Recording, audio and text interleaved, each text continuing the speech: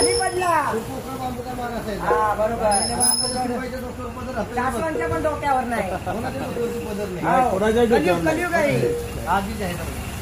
ते सतयुग आहे. बाकी कलियुग आहे. सतयुग आहे बरोबर. आणि हे कलियुग आहे. हे कलियुग आहे. तरी नवरी ताई मग पदर घेत नाही. नाही घेत. ते आलेले मुलं पदर घेत मदर घ्या डोक्यावर. आहे की नाही? हो.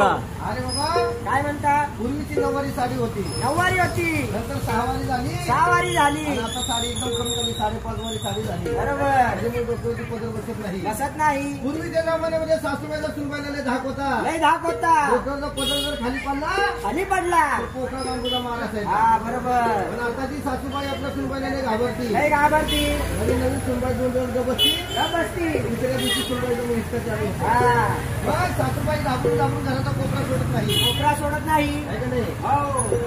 आज आला सासूबाईमध्ये गोंधळ. सासू सुनेचा गोंधळ. त्याला गोंधळ कुणाचा? तो म्हणजे कुणाचा? आता आंबाबाईला गड मारायचा, गड मारायचा, आंबाबाईचे बोलणी बोलवायचे, बोलवायचे, तेवढा आपला घरातला गोंधळ असा बाहेर काढून घ्यायचा. दारात काढायचा. म्हणून या गोंधळासाठी हो. प्रथमचा मान कोणाला द्यायचा? कुणाला द्यायचा? बसला का दिवट्या कुठे?